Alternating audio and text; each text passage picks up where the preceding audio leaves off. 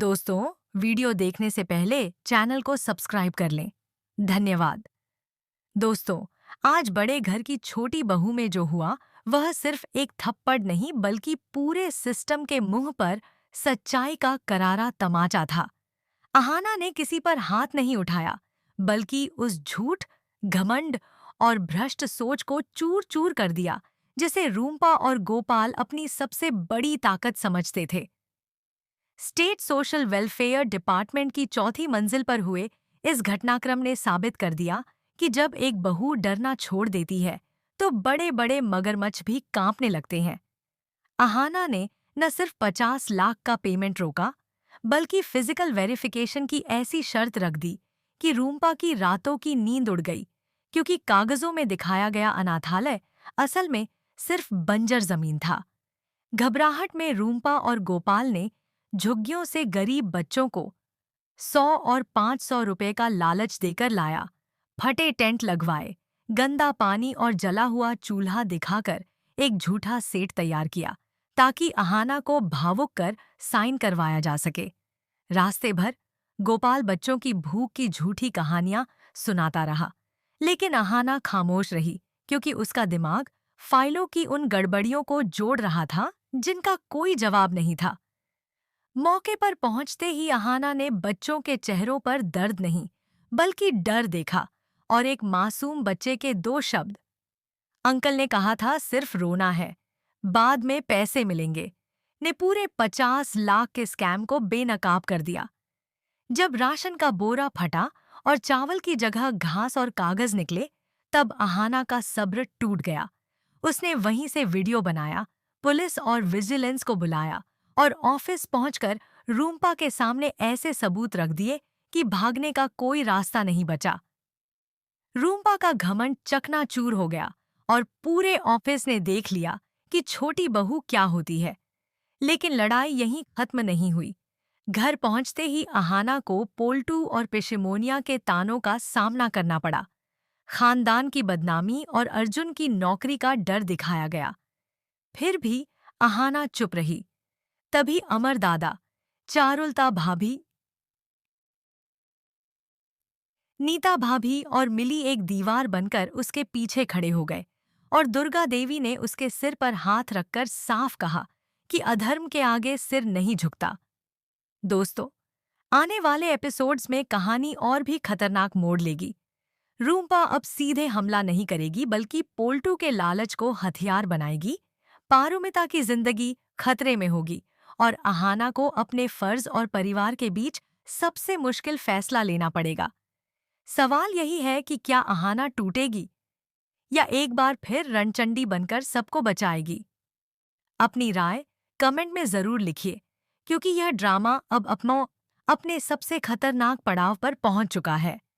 दोस्तों, कहानी अब उस मोड़ पर पहुंच चुकी है जहां हर फैसला किसी न किसी की जिंदगी बदलने वाला है। रूम्पा को यह एहसास हो चुका है कि अहाना को सीधे टक्कर देना उसके लिए खुदकुशी जैसा होगा, इसलिए वह पर्दे के पीछे से चालें चलने लगती है। वह पोल्टू के भीतर छिपे लालच और असुरक्षा को भड़काती है। उसे यह यकीन दिलाने की कोशिश करती है कि अगर अहाना इसी तरह सच्चाई के नाम पर सब कुछ उजागर करती रही, तो सबसे पहले उसका ही घर उजड़ जाएगा। धीरे धीरे पोल्टू अहाना के खिलाफ खड़ा होने लगता है, और परिवार के भीतर एक अदृश्य दीवार खिंच जाती है। इधर पारुमिता अनजाने में रूम्पा के जाल में फंस जाती है। एक छोटा सा भरोसा, एक झूठी मदद और मीठी बातों के पीछे छिपा खतरनाक इरादा उसकी जिंदगी को खतरे में डाल देता है। अहाना को जब इसका अंदेशा होता है, तो वह टूटती नहीं, बल्कि और मजबूत हो जाती है। वह समझ जाती है कि अब यह लड़ाई सिर्फ दफ्तर की फाइलों या घोटालों तक सीमित नहीं रही, बल्कि उसके अपनों की सुरक्षा से जुड़ चुकी है। घर के भीतर हालात बिगड़ते जाते हैं। अर्जुन 2 पाटों के बीच फंस जाता है।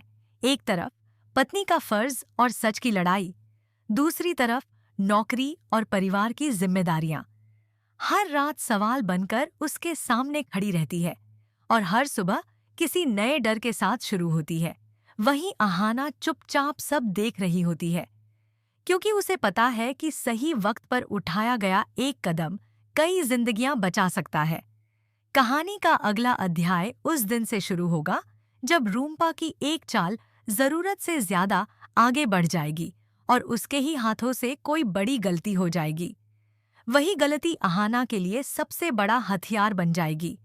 अब देखना यह है कि क्या अहाना अपने परिवार को टूटने से बचा पाएगी, क्या पारुमिता सुरक्षित रहेगी और क्या सच एक बार फिर पूरे सिस्टम को हिला देगा।